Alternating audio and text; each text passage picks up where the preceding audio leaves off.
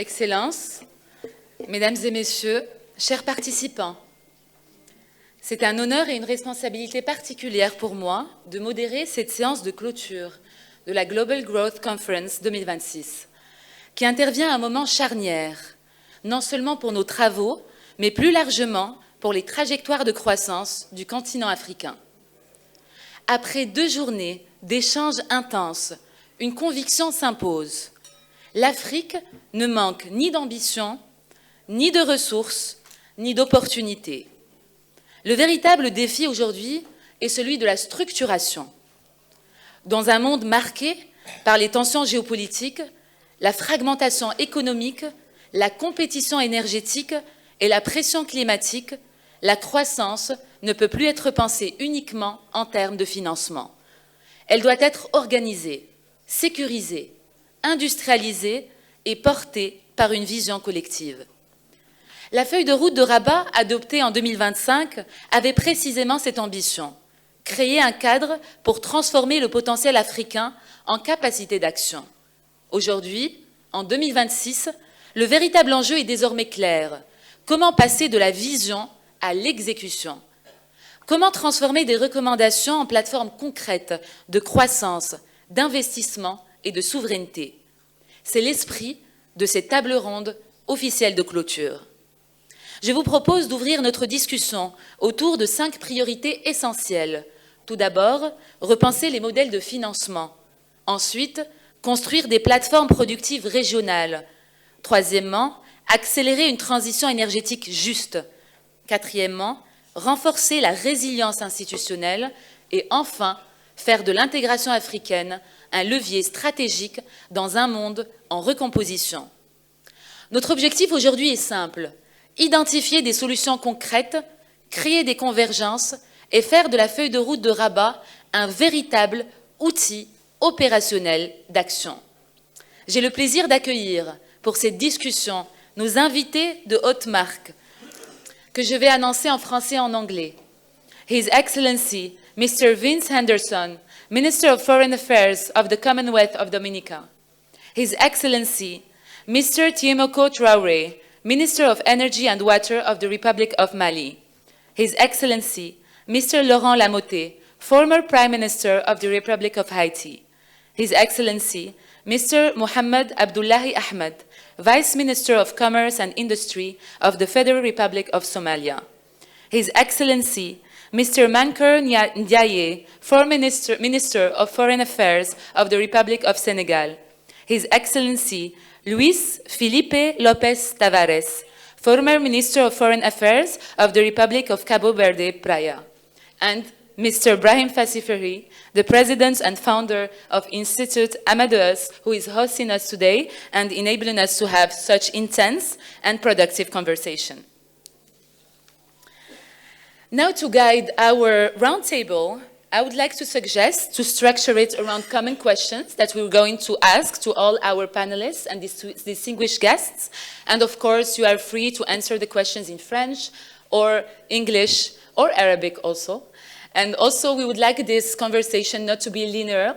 We want it to be stimulating. So please do not hesitate to converse, to interact, to confront also your perspectives. And after that, we will open the space for question and for an interactive discussion with our attendees and the audience. So I will ask the questions, of course, in French and English. So the first question I would like to ask, of course, to all our guests is, what strategic assessments do you draw from the Global Growth Conference 2026 in light of the priorities set out in the 2025 Rabat Roadmap, and also your focus especially on private sector and economic growth? Quel bilan stratégique tirez-vous de la Global Growth Conference 2026 au regard des priorités définies par la feuille de route de Rabat 2025, mais aussi les échanges auxquels vous avez pris et vos perspectives particulières selon les choix et les priorités de vos pays respectifs? So I will start, of course, as listed, with His Excellency Mr. Vince Henderson, Minister of Foreign Affairs of the Commonwealth of Dominica. Okay, thank you very much, Merci. I suspected that you pick on me because I'm from the smallest country, but that's okay. Thank you very much for participating, for inviting me to participate in this conference. And listening to the discussions yesterday, it seems to me that there are three main points that I'm taking away from this. And one, we must focus on the fundamentals. The fundamentals for growth and development first begins with human resources, the people. It's really about the people. And then we need to ensure that we have adequate supply of food, water, and energy. The second point is that we focus a lot on sustainable and resilient development. For me, coming from a small island nation in the middle of the Caribbean Sea, resilience is something that we must live by because of the threats, as I said yesterday, of hurricanes. So we must build resilience. But resilience is not just about climate change impact, but about pandemics, shocks in the global economy, as we see now because of the war in Iran. So we must build a sustainable and resilient type of growth that can withstand those shocks and those impacts. And to be, thirdly, coming out from an integrated development plan. So that was not mentioned. You didn't say that in any of your concept notes, but it seems to me, going through all of the conversations, development and growth must be integrated. There has to be some interconnection with all the various areas that we focus on, whether it's financing. What do you finance? How do you finance? Where does the financing come from? And very, very much so, we spend some time looking at logistics and transportation, connectivity. We must be connected. And for me, every time I look at a map, I just don't understand why I have to go north to go across. In other words, coming from the Caribbean to Africa, I have to go to Europe or the United States. So I don't understand that geographically we are much closer across the Atlantic than having to go up the Atlantic. True. So how do we integrate all of this to the other side of the world? And for once, let us make the connection across the Atlantic a pleasant one. Thank you. Your Excellency, thank you very much for also highlighting the human-centered approach and the necessity for integration and convergence. I would like now to give the floor to His Excellency Mr. Tiemeko Traoré, Minister of Energy and Water of the Republic of Mali.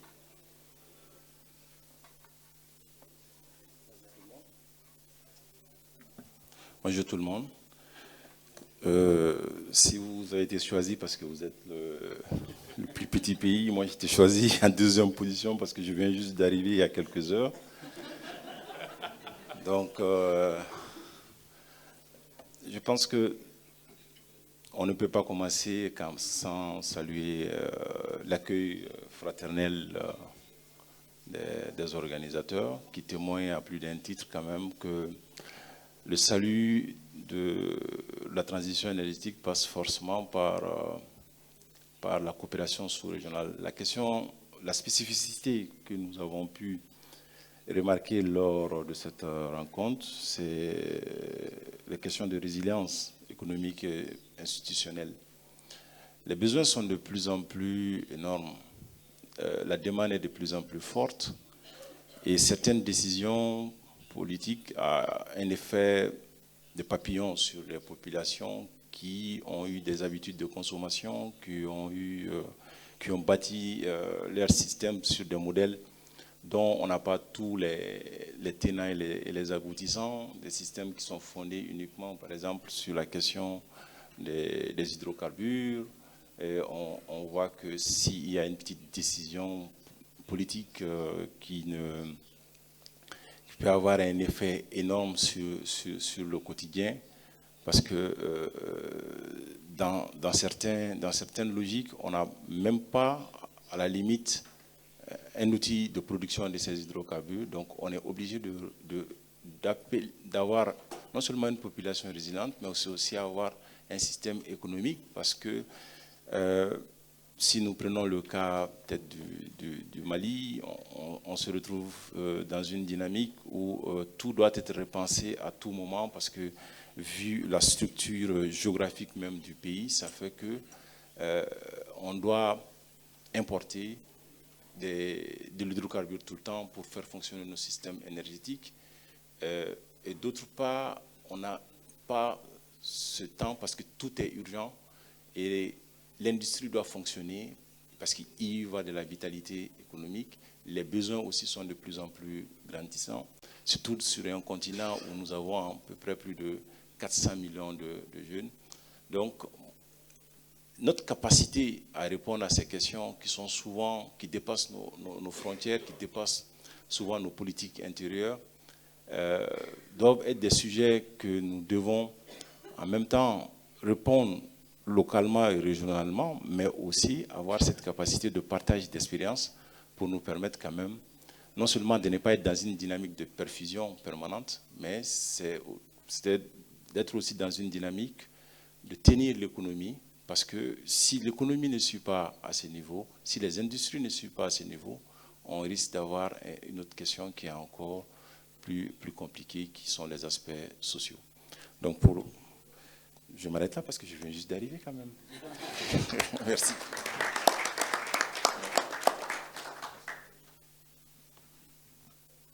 On vous souhaite la bienvenue et on vous remercie pour cette intervention stimulante. Et vous n'avez pas l'air d'arriver. Hein, en tout cas, vous avez bien repris certains challenges et défis, notamment celui de la dépendance. Et aussi ces mutations géopolitiques et énergétiques qu'on vit sont peut-être une opportunité de sortir de cette dépendance et de repenser nos modèles d'industrialisation, de consommation et de développement. Donc, je vous remercie pour votre intervention. Et je vais donner maintenant la parole to His Excellency Mr. Laurent Lamoté, former Prime Minister of the Republic of Haiti. Thank you very much. I want to first start by thanking the Amadeus Institute and its president, Mr. Brahim Fassifiri, for organizing this event and putting people together to speak about such important topics, not only once a year, but twice a year.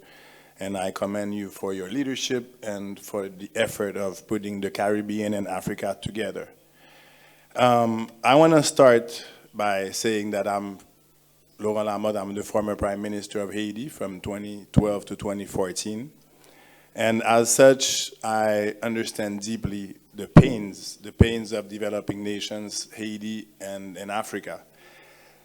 Just as a reminder, Haiti is the first black republic in the world, and as such, we paid a heavy, heavy, heavy price, and we're still paying it today.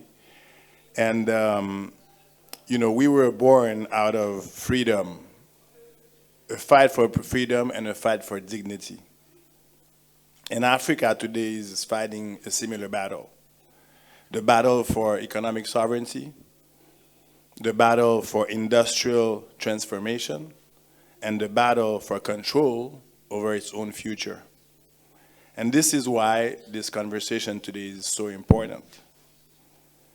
Because in a fragmented world, you see, the fragmented world, Africa cannot afford to be competitive. Fragmented markets don't work because it brings fragmented ambitions. And the era where Africa exported everything, raw materials, basically everything, while importing dependency must end. And the Rabat roadmap is a perfect example of that, because it recognizes a fundamental truth that growth does not happen by accident, by improvisation. Growth must be structured through long-term planning, through political stability and continuity. And this is one of the major problems that we're facing in our countries in Africa and Haiti, is the problem of political stability and continuity. Because in order for a country to work, the policies must be long-term. And for it to be long-term, the government must be there for a certain period of time to allow the policies to work. And this is a major challenge that we're facing. So we'll be talking about that today. I don't want to take too much time, and I look forward to answering more questions on that. Thank you.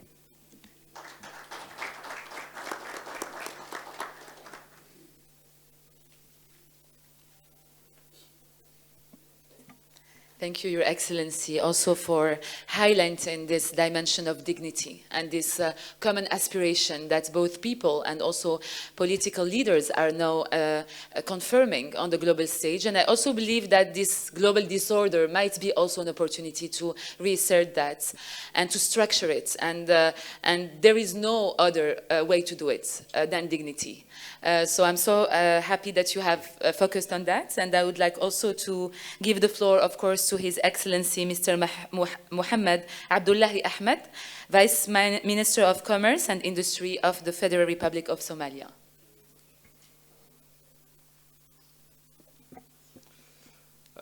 Thank you very much.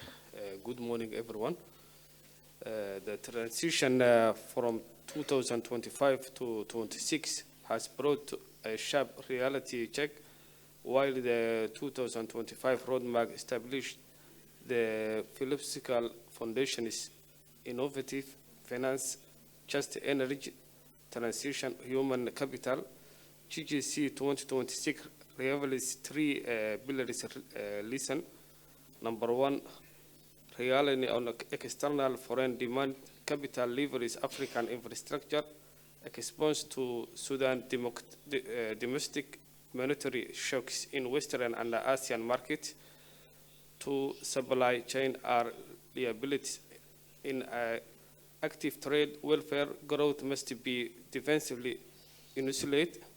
Three, the primary obstacle to African growth is not a lack of global liquidity, but a lack of a structural mechanism capable of converting raw liquidity into bankable, low-risk project designs. Thank you.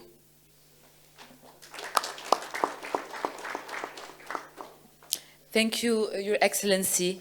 On a aussi l'honneur aujourd'hui d'écouter Son Excellence, Monsieur Mankeur Ndiaye, qui était l'ancien ministre des Affaires étrangères de la République du Sénégal. À vous la parole, Votre Excellence. Merci beaucoup.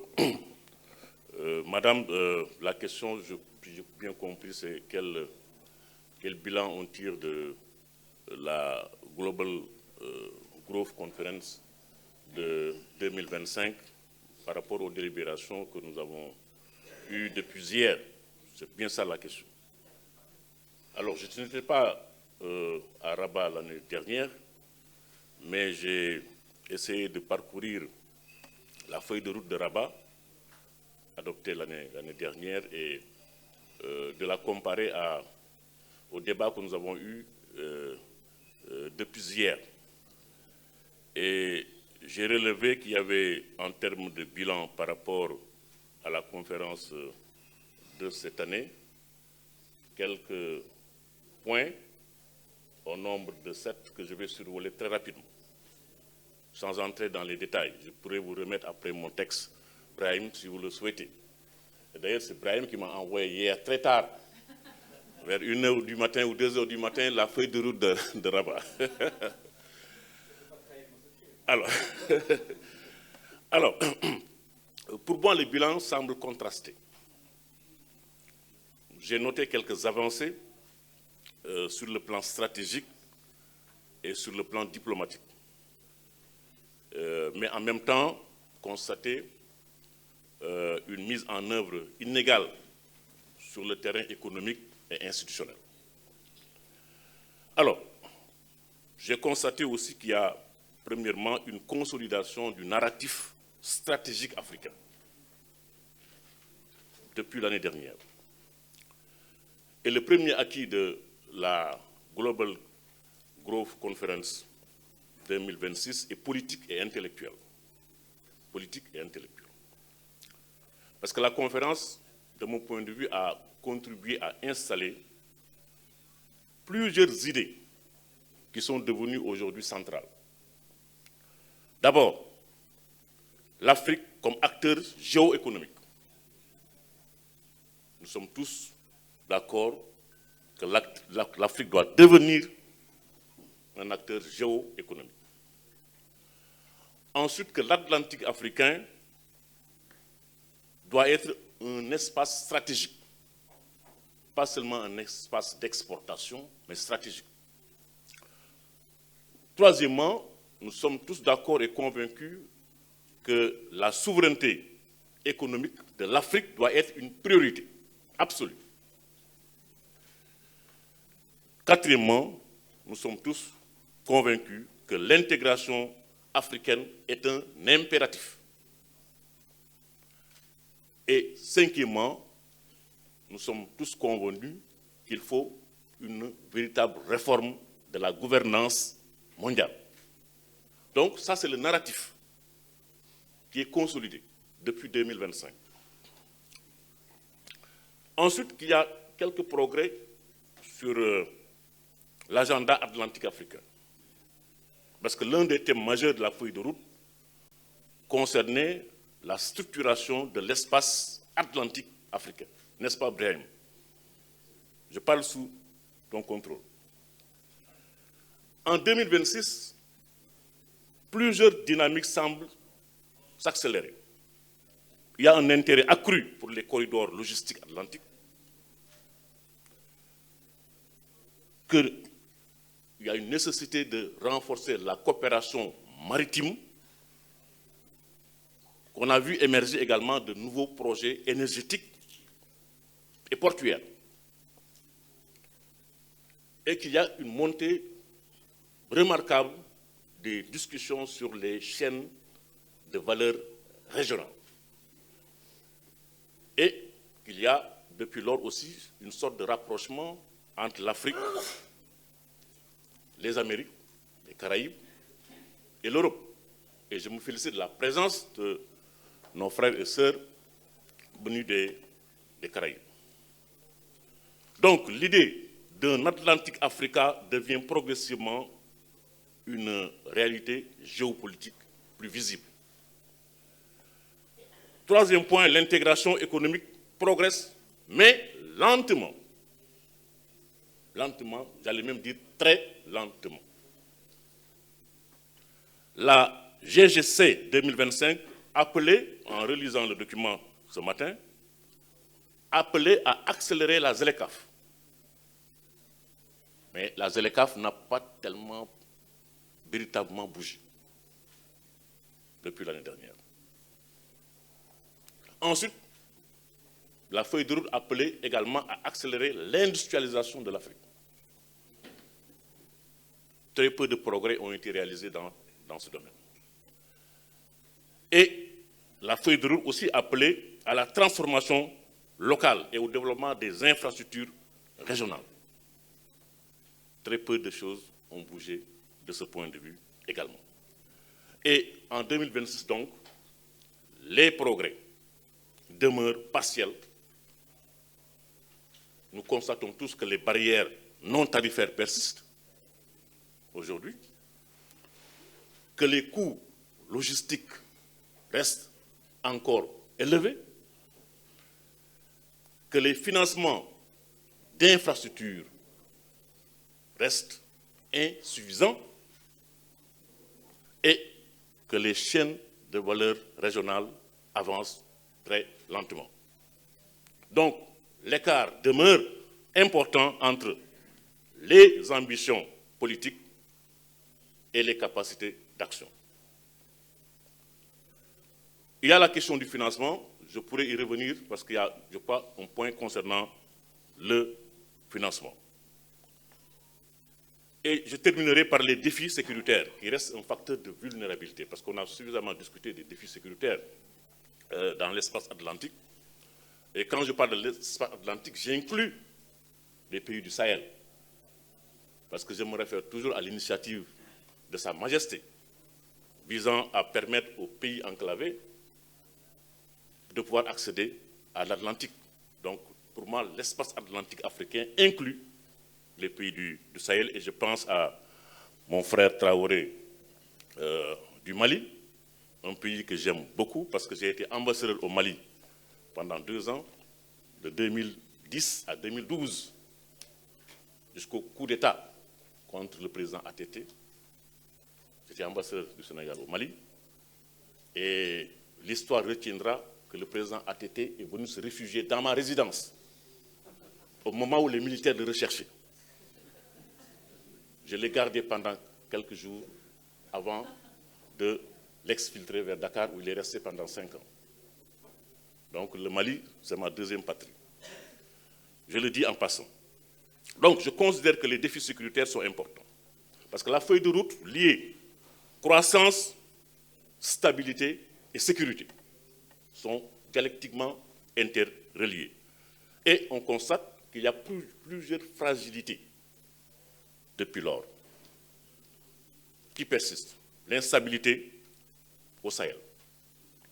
Malgré les efforts qui sont faits par nos 3 pays frères pour renforcer leur unité, je pense au G5 Sahel qui n'existe plus aujourd'hui, mais à l'Alliance des États du Sahel, regroupant le Burkina Faso, le Niger et le Mali. Donc des efforts sont faits au niveau de cette alliance pour renforcer la cohésion et faire face ensemble au djihadisme.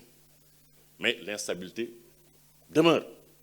La preuve, c'est ce qui s'est passé au Mali il y a quelques jours. L'attaque djihadiste contre le Mali. Et il faut s'attendre à d'autres attaques contre les autres pays de l'espace sahélien. Ensuite, les menaces terroristes liées à cela persistent. Il y a un certain nombre de tensions géopolitiques également qui persistent. Beaucoup de vulnérabilités maritimes et la cybersécurité qui se pose comme question fondamentale. Donc, ces facteurs d'insécurité affectent naturellement les investissements. Parce que les investisseurs ne peuvent pas aller dans des pays instables. Donc, il y a une implication sur les flux d'investissement. Des problèmes liés à la connectivité. Les coûts d'assurance deviennent plus élevés. Plus élevés. Et enfin, la confiance des marchés pose problème. Donc voilà, madame, j'ai été un peu long, mais j'ai voulu, parce que je me devais quand même, après avoir réveillé Brahim, de lui dire que j'ai bien étudié son document. Merci beaucoup. Merci, Votre Excellence. C'était parfait parce que ça nous a permis aussi d'établir un diagnostic et de voir un peu à la fois les défis, les contraintes, les opportunités, mais aussi la nécessité de ce positionnement africain, atlantique, au niveau de la scène mondiale. Donc je vous remercie au contraire. On va passer toujours pour cette première question à son Excellence, Your Excellency, Mr. Luis Felipe Lopez Tabares, former Minister of Foreign Affairs of the Republic of Cabo Verde, Praia. Merci Madame. Bonjour à tous, Monsieur le Premier ministre, Messieurs les ministres, cher Brahim, Président de l'Institut Amadeus. Bonjour à vous tous, en vos grades et qualités respectifs, tout protocole observé. Vous savez, c'est la première fois que je me trouve, ça faisait longtemps, je ne me trouvais pas autour d'une table avec 2 petits États insulaires. On est là 2, hein, cher ministre des Affaires étrangères Anderson, peut-être parce qu'on est les 2 petits pays insulaires qu'on est là autour de cette table avec autant de gens de prestige. Je voudrais, pour ne pas être long, mon cher collègue et ami Mankeur Ndiaye a tout dit sur des aspects techniques, politiques, financiers de notre conférence. Mais moi, j'ai 3 notes, brèves, pour ne pas être long comme lui. Mais il a été excellent, hein. C'est un ami de longue date. Il a été excellent comme il est toujours excellent. D'abord, un remerciement à notre président Brahim Fassifiri pour la qualité de cette conférence. On le savait, un homme brillant, un grand intellectuel marocain. Mais je te le dis avec beaucoup de sincérité et d'humilité, tu deviens un homme d'État. Tu deviens un homme d'État par ton leadership, par la capacité de l'organisation d'un événement mondial. J'étais aux États-Unis il n'y a pas longtemps, je disais que je venais ici. Les Américains m'ont dit, mais c'est un think tank très important. Je lui ai dit, c'est le plus important de l'Afrique. Et je le dis avec beaucoup de sincérité, voilà ma première note. Un acquis fondamental pour moi de cette conférence, c'est le fait que l'indice d'attractivité et de stabilité de l'Amadeus est aujourd'hui un outil stratégique pour les décisions politiques en Afrique et aussi pour des décisions concernant les investissements. Ça, c'est un acquis majeur. Un travail scientifique de très grande qualité, avec une équipe remarquable. Et je crois que dans un monde en recomposition, dans une Afrique qui a beaucoup de défis à relever, ça, c'est important à souligner. Cet indice est très, très important. Je vois, je constate, j'ai constaté et j'ai regardé, j'ai comparé cet indice, ou les 70 indices de l'Institut comparés aux autres. J'ai regardé mon pays et il a vu juste l'Institut Amadeus. Notre pays est là où il a sa place. J'ai regardé dans tous les indices internationaux, le Cap-Vert est là où il est. Et vous avez vu correctement. J'ai regardé d'autres pays, j'ai fait l'exercice pour le Sénégal, aussi pour le Maroc. C'est bien, et le Maroc est à la première place, c'est tout à fait mérité. Deuxième note importante, politique aussi, très politique. Je pense que, et cette conférence l'a démontré clairement, l'initiative Afrique-Atlantique de Sa Majesté le roi Mohamed VI, que Dieu l'assiste, est sans doute l'initiative politique, géopolitique, géoéconomique la plus importante des 20 dernières années en Afrique. J'ai regardé toutes les initiatives, c'est la plus importante. Celle qui porte l'Afrique vers l'avenir. Et ça, on doit le souligner, c'est le deuxième acquis de cette conférence. Troisième point, très politique aussi, le Maroc, par sa diplomatie multidimensionnelle, a fait un travail remarquable. Et l'Institut Amadeus, travail remarquable, c'est depuis une vingtaine d'années, hein. Mais l'Institut Amadeus y est beaucoup pour ce qu'on a tous observé et connu, la résolution 2797 du Conseil de sécurité. Je ne sais pas combien de pourcentage l'Institut Amadeus y est, mais pour beaucoup, sûrement. Il a fait un travail remarquable. Vous avez ici un certain nombre d'institutions et d'hommes et de femmes marocaines ou marocains qui ont fait un travail aussi remarquable. Je pense que c'est tout à fait juste, et je le fais encore une fois avec beaucoup de sincérité et d'humilité. Nous devons travailler et faire en sorte que le Maroc soit le représentant du continent africain au Conseil de sécurité des Nations Unies. C'est le seul pays africain aujourd'hui qui pousse l'Afrique vers le haut. Regardez ce qui s'est passé, le comportement de Sa Majesté pendant la pandémie de Covid-19. La solidarité marocaine. Regardez, aujourd'hui, le Maroc est un havre de paix et de sécurité, un pays stable, innovant, qui accueille des milliers de jeunes Africains tous les ans pour faire leurs études supérieures ici. J'étais hier avec des étudiants de mon pays, du Cap-Vert. Ils ne sont pas nombreux, mais j'étais très fier d'eux parce qu'ils sont, pour la plupart, médecins aujourd'hui. Ils donnent des consultations en darija dans les hôpitaux marocains. Voilà l'exemple de l'intégration africaine. Des gens qui, au départ, parlent portugais. Et là, en darija, ils font des consultations dans les hôpitaux. Voilà un exemple d'intégration important. Et j'en terminerai avec une note finale. Vous avez un de vos compatriotes qui a donné une impulsion importante dans ce plaidoyer pour le Conseil de sécurité des Nations Unies. À mon sens, votre compatriote Abdelmalek Alaoui, avec son livre « Le défi de la puissance », a tout dit. Ce qu'il faut faire, les défis sociétaux que vous avez à relever. Mais allez-y, le Maroc peut représenter, et d'une manière remarquable, je pense, pour l'avenir, l'Afrique dans le Conseil de sécurité. J'en finis là-dessus pour remercier Sa Majesté le roi Mohamed VI, que Dieu l'assiste, pour tout le travail qu'il fait pour le Maroc. Je viens ici depuis 2015. Je vois l'évolution de Rabat, du Maroc, du pays, malgré les défis énormes que le pays a relevés.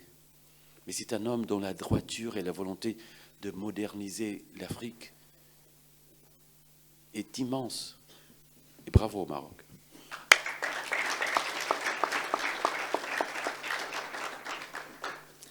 Merci, Votre Excellence, pour ce témoignage. Je retiens deux choses très importantes. Tout d'abord, l'importance de la data, l'importance de la recherche, l'importance de l'information pour pouvoir consolider nos politiques et pour pouvoir orienter, éclairer la prise de décision et avancer. Parce que sinon, on continuera à faire les choses comme elles sont faites alors que la réalité impose qu'on repense nos modèles. Donc, Amadeus est un exemple pour le continent africain. Il joue un rôle de référence dans cette liaison entre décision publique et éclairage et information et évidence, on va dire. La deuxième chose est aussi la confiance. Et je pense que ce que le Maroc offre, et à travers lui l'Institut Amadeus, c'est un environnement de confiance. Un environnement où chacun trouve sa place, chacun est respecté dans ses choix, et chacun trouve cette bienveillance mutuelle pour avancer ensemble, et avancer tous. Donc ce témoignage nous touche et nous pousse à continuer ensemble, à y croire et à construire cette nouvelle réalité. Donc, avant de passer on va dire, à la clôture, j'aimerais donner une seconde chance de tour de table, reprendre avec une seconde question, passer plus à l'action cette fois, après qu'on ait identifié ensemble les axes prioritaires. J'aimerais vous demander maintenant la dimension, on va dire, opérationnelle. Quel mécanisme d'opérationnalisation, de suivi, de coordination, mais aussi de financement permettrait de transformer cette feuille de route en un cadre véritablement opérationnel. Et là, vous êtes libre à la fois de donner certains outils, à la fois pour l'aspect, on va dire, collectif, régional, africain-atlantique, mais aussi par rapport à vos propres pays. Comment comptez-vous ou recommandez-vous d'instaurer des mécanismes opérationnels et de suivi pour adopter cette feuille de route? Donc I can ask also the question in English, or I think with the translation. So I said we're going to move to a more actionable dimension now. What are the operational monitoring, coordination and financing mechanisms that would make this roadmap truly operational, both at the regional African Atlantic level, but also in your respective countries? And of course you are invited to identify both the more disruptive, but also the more realistic one for this. So of course I will continue with the same order than we started with. So I'm highlighting again Your Excellency, Mr. Vince Henderson, Minister of Foreign Affairs of the Commonwealth of Dominica. Yeah. Well, in order to take all of these lofty goals and great plans and recommendations to move forward, of course, financing is the key. We have to be able to finance them in order for them to work. But there has to be a more innovative financing. In recent times, we've seen in the Caribbean the introduction of the Afro-Exim Bank moving into the Caribbean region to make investments. We have also seen the participation of private sector from the African continent, from Nigeria, with the rise of an airline that is financed mainly by an African company. So we are seeing more and more, more integration. We need to start looking at sovereign wealth funds from Africa, investing in Africa's development. And especially, as we spoke yesterday a lot about resources, natural resources, and being able to develop for the entire value chain an Africanness to resources. And our friends in the Sahel region, Mali and the rest of those countries are seeking to lay greater claims over the natural resources and seeing how they can be utilized for the development of their people.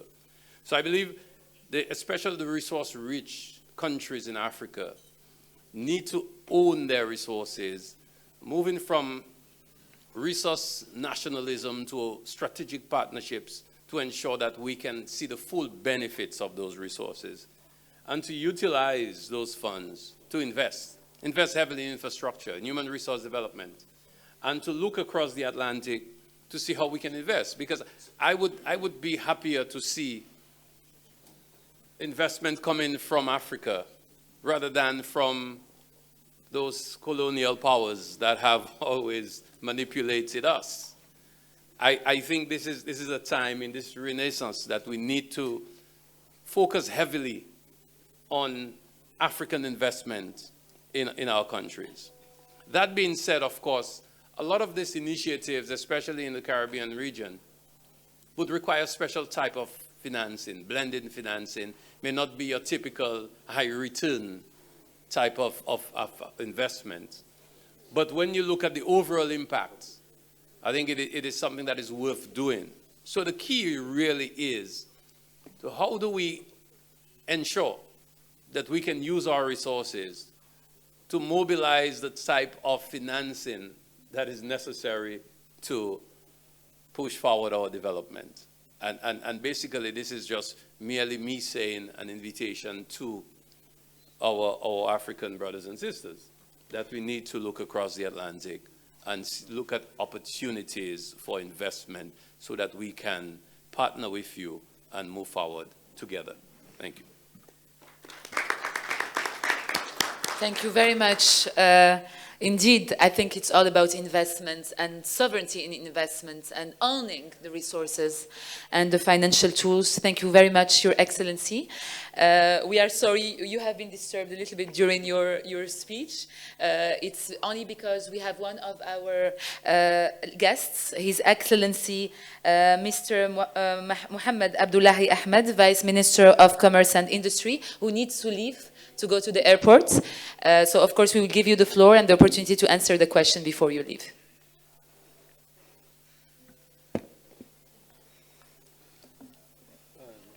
Thank you again. The adoption of 2025 roadmap, the economic, energy, financial, technology, and the climate change of 2026 for a priority area must run immediately. Genomic and the technological shift from mindset of raw material expert and absolute depend and finds export critical minerals must be processed domestic within regional commerce.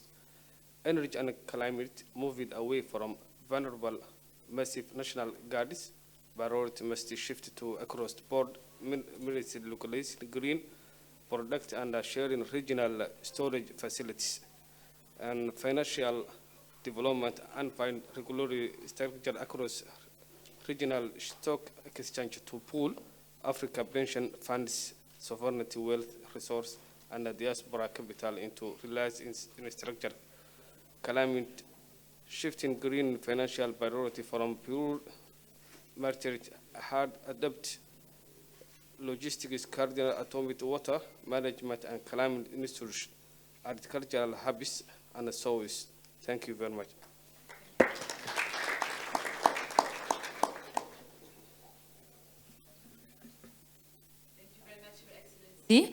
شكرا جزيلا، تشرفنا بحضوركم ونتمنى لكم سفر ممتع إن شاء الله وإلى اللقاء. So, donc, pour continuer la discussion, we have raised once again the importance of investing in Africa, having Africa own its resources, not being dependent on external investments, because this dependency will actually limit Africa's capacity to make its own decisions and advance. We will continue, of course, with this question. Donc, toujours dans la dimension opérationnelle. Merci, avec nos salutations, Monsieur le Ministre. Merci beaucoup.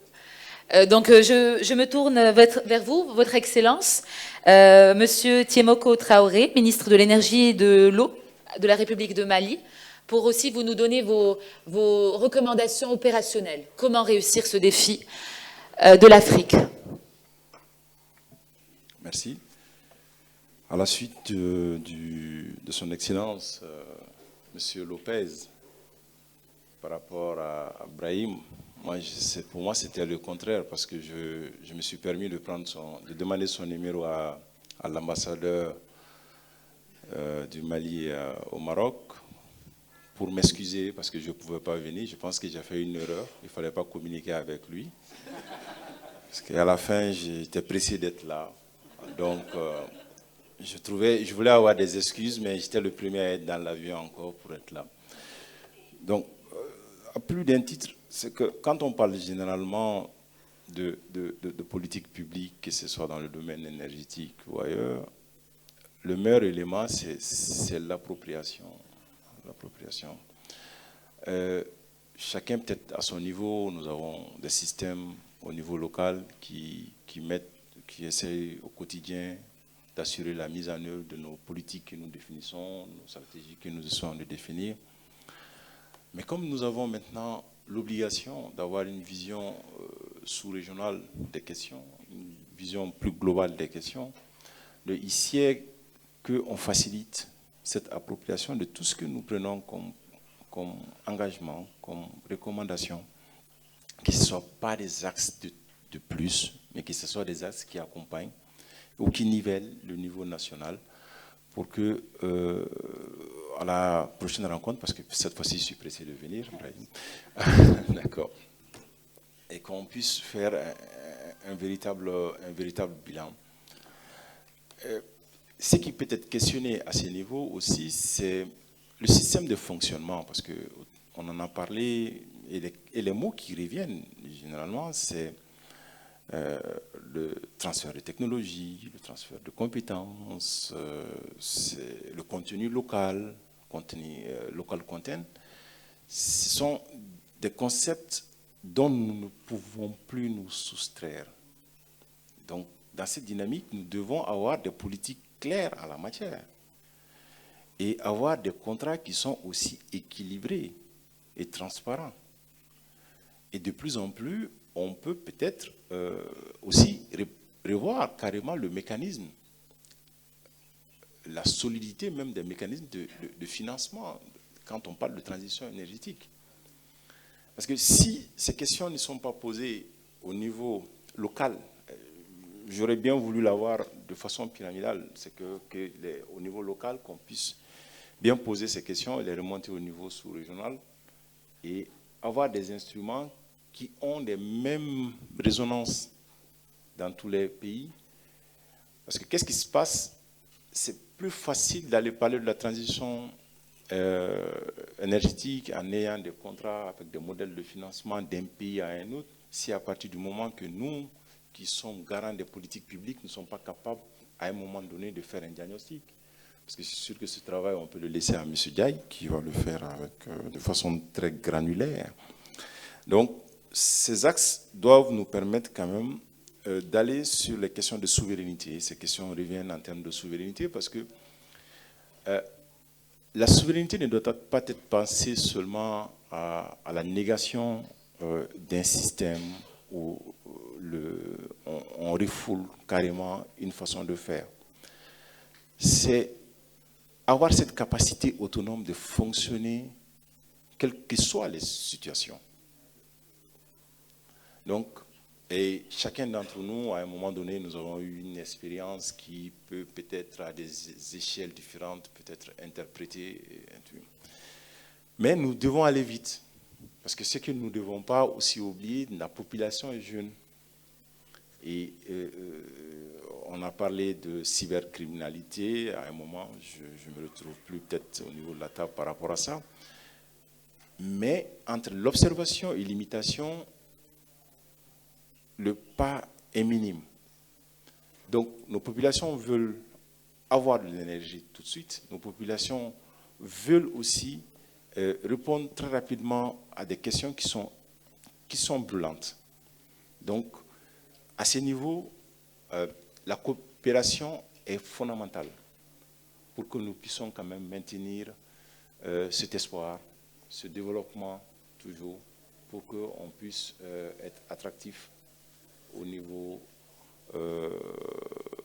non seulement des partenaires, mais au niveau aussi qu'on donne l'envie de faire rêver notre propre jeunesse. La question des ressources, on a longtemps aussi réfléchi en termes de pôles de production, des pôles agricoles, des pôles de consommation, le dispatching de l'énergie en fonction de ça. En se disant, nous allons prioriser ça, Et donc, je vais terminer par ça. il y a eu des nouvelles, il y a une reconfiguration même du monde du travail par rapport à ça. Que Dieu nous en préserve et qu'il nous éloigne encore de l'antivirus qui ne va pas devenir l'autre. Donc nous devons encore repenser notre modèle économique pour nous dire quelle est notre capacité maintenant de résister à la nouvelle configuration, à la nouvelle façon de travailler, à la nouvelle façon de continuer à produire. Donc, je pense que si je ne fais pas attention, il y a quelqu'un d'autre aussi qui va rater son vol, donc je préfère m'arrêter là. Et je me permettrai de vous envoyer une note par rapport à tout ce que j'ai dit. Je vous remercie. On vous remercie pour votre altruisme, mais on a déjà énormément bénéficié de votre intervention. Je note notamment l'appropriation, la souveraineté, mais que ce n'est pas juste un idéal, c'est un processus complexe qui demande de s'adapter, d'ajuster différentes demandes dans la demande de la population, qui est un besoin quotidien. Ce sont des réponses politiques qu'il faut apporter au quotidien, mais en même temps, il faut aspirer à cette souveraineté et le faire intelligemment.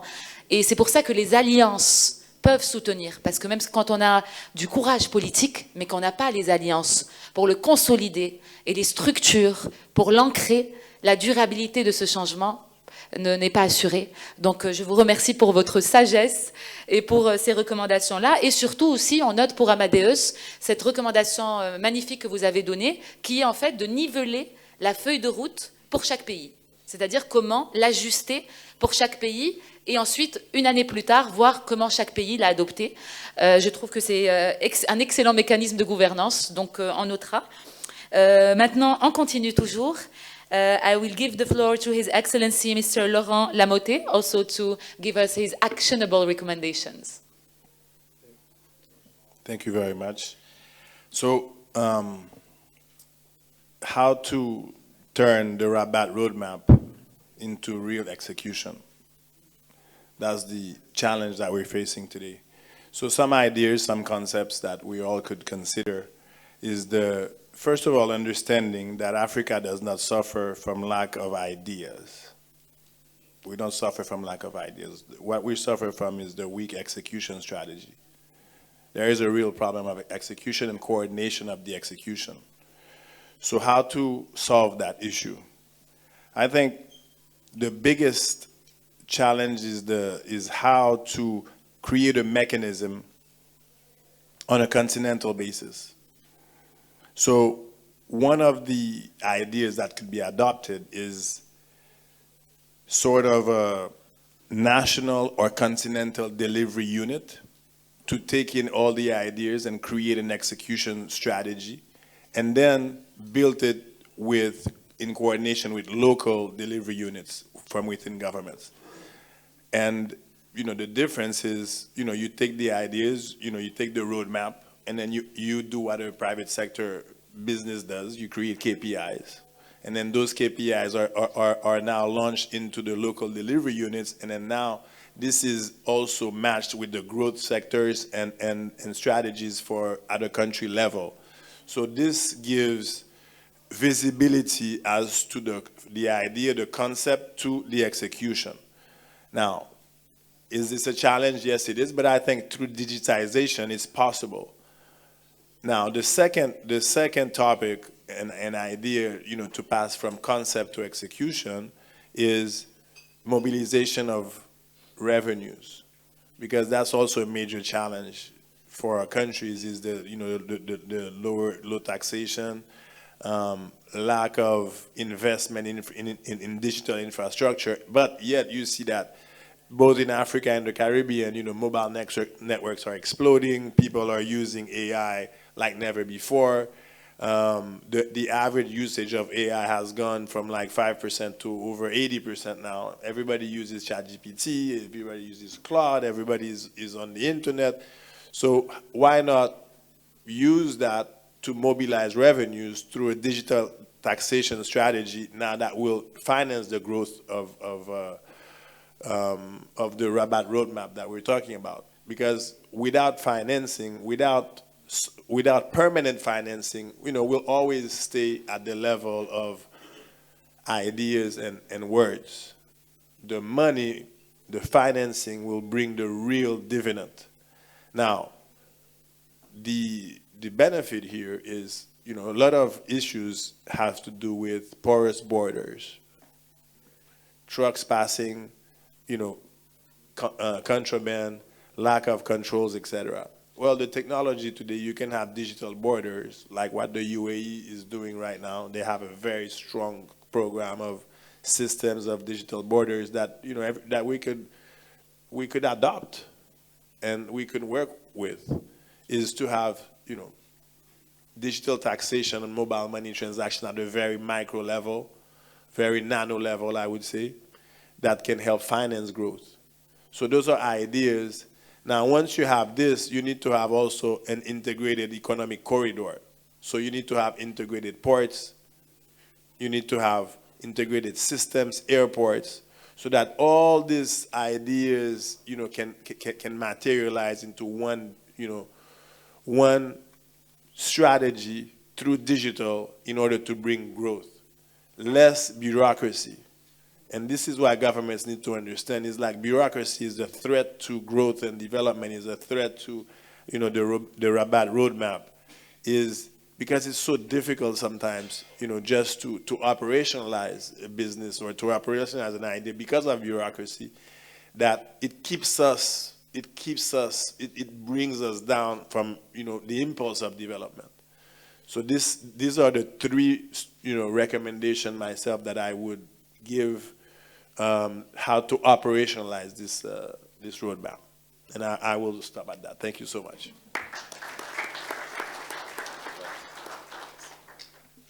Thank you, Your Excellency, for also making us adopt a private sector approach to governance and the results-oriented approach, and also for highlighting the inhibitors to internal growth, among which bureaucracy. I think it really limits the freedom, the growth, the blossoming of our countries and achievement of these aspirations. Also, the delivery units we noted are very important, and I think Amadeus can play a role in also following up and monitoring how every country can adopt these mechanisms and these delivery units, and also the integration of logistics and infrastructure. Thank you very much.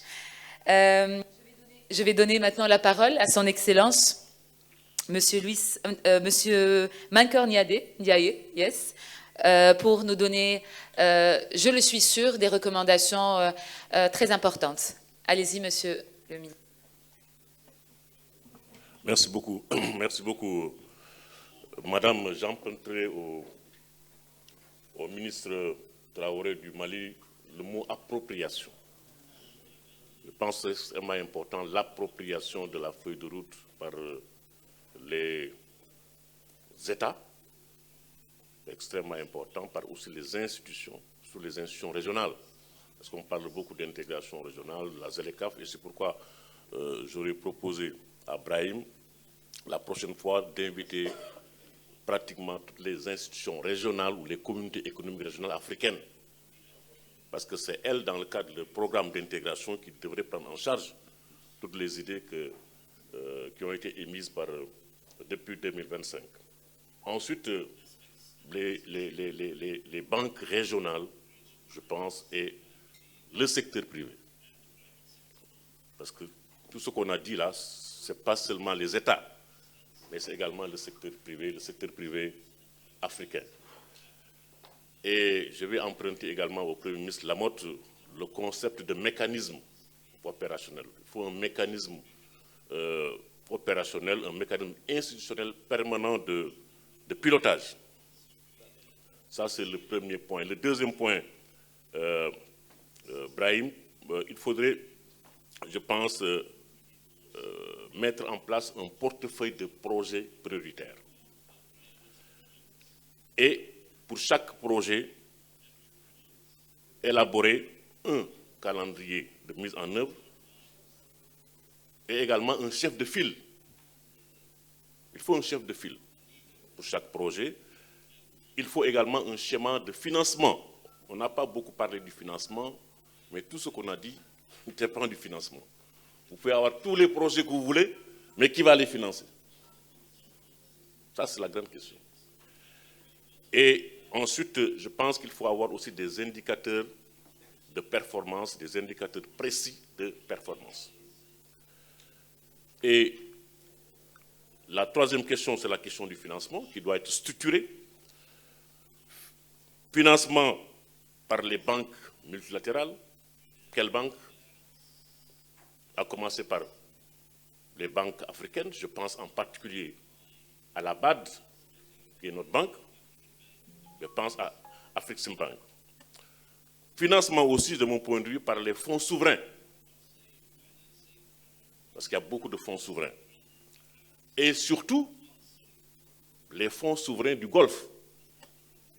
Et là, ça pose la question des relations entre l'Afrique et les pays arabes, en particulier l'Afrique et les pays du Golfe, parce qu'il y a beaucoup de fonds souverains qui brassent des milliards de dollars dans cette région et qui, par une coopération étroite avec ces pays, pourraient bénéficier au continent à travers le financement de beaucoup de projets à caractère régional. Le capital privé, sur les questions liées par exemple à l'environnement et à la finance climatique, il faudrait davantage discuter sur la question de la finance climatique, et maintenant il y a d'autres investisseurs qu'il faudra absolument identifier. Et le quatrième point, de mon point de vue, il faut instaurer un système crédible de suivi-évaluation.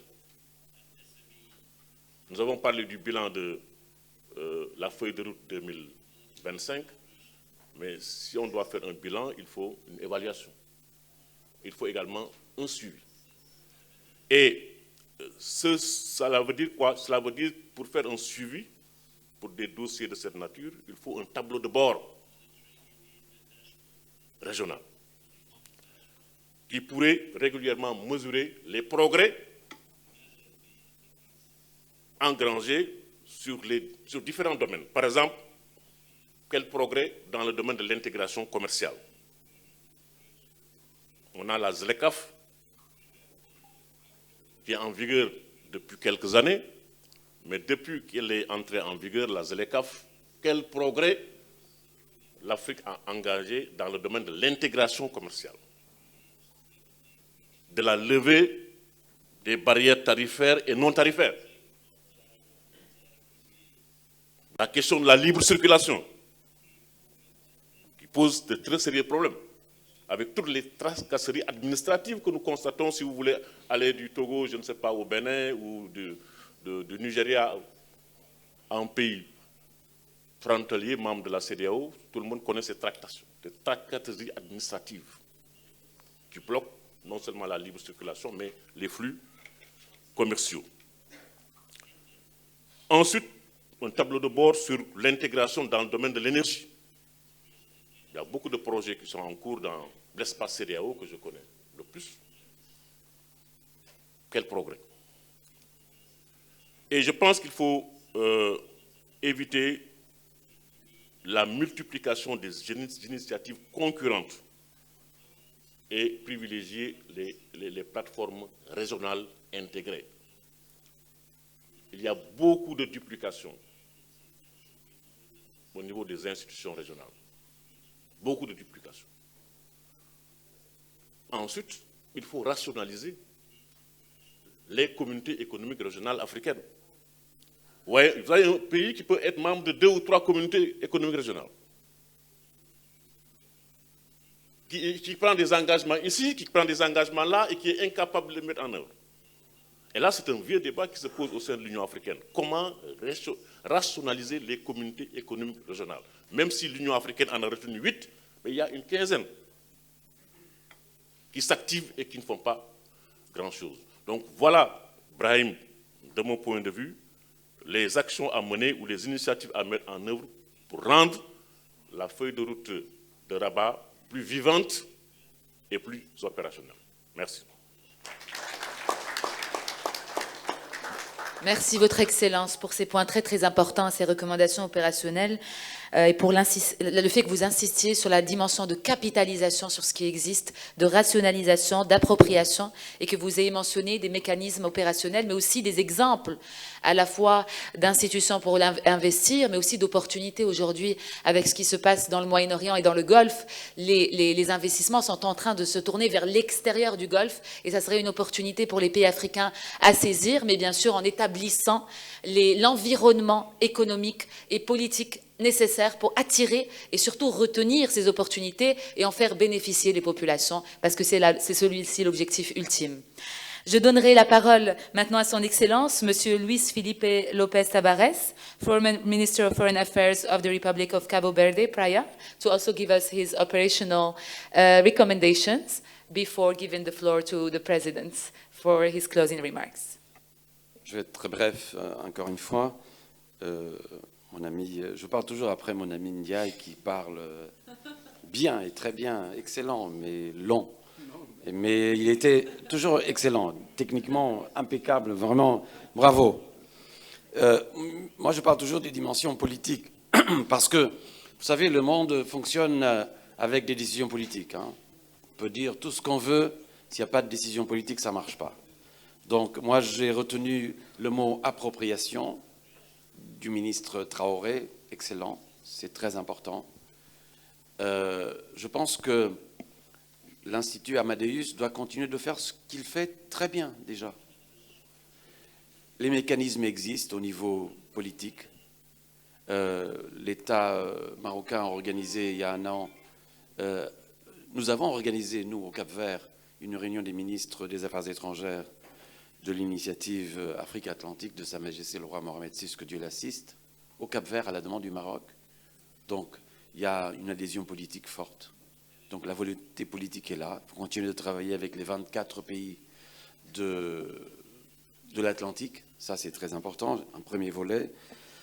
Je crois que mettre autour d'une table des investisseurs et le secteur public, comme le fait déjà l'Institut Amadeus, avec la conférence de Tanger et cette conférence de ce matin, d'hier et d'aujourd'hui.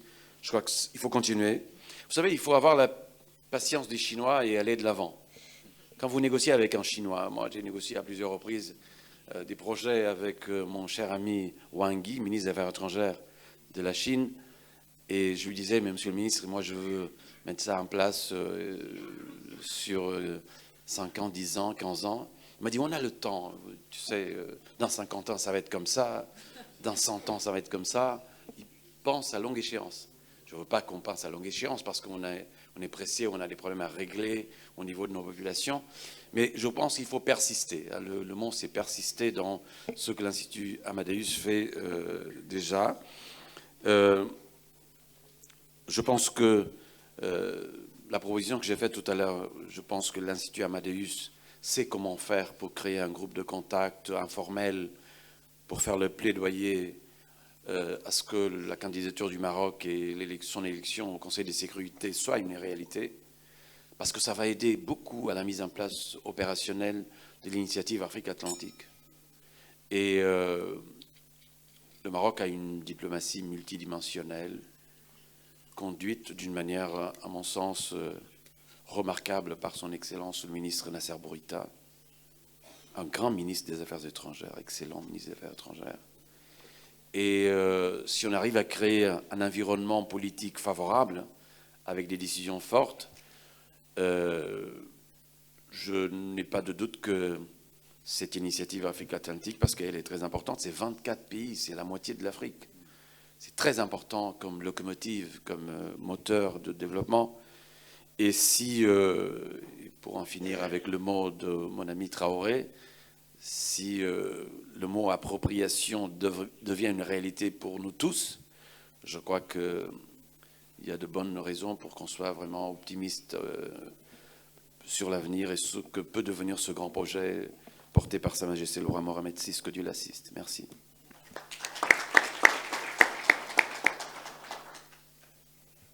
Merci beaucoup. En effet, tout est une question de leadership politique et de volonté politique avec les mécanismes nécessaires, le financement nécessaire et la structuration. Je suis très très heureuse d'avoir modéré cette séance avec des perspectives courageuses, audacieuses, opérationnelles, mais aussi une bonne foi. Je pense que l'Institut Amadeus qui nous accueille aujourd'hui et nous donne cette confiance, comme on a dit tout à l'heure, cette bienveillance mutuelle et cette liberté pour tout à chacun de penser ensemble et de construire ensemble. Et cela se fait depuis 2 décennies. Donc je félicite à mon tour, en tant que Marocaine, M. Brahim Fassi Ferri pour son leadership et sa vision.